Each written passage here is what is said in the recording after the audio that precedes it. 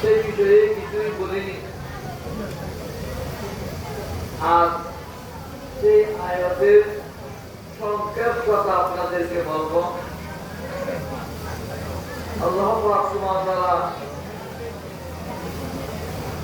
ঈমানদারদেরকে সম্বোধন করে ইরশাদ ফরমাচ্ছেন,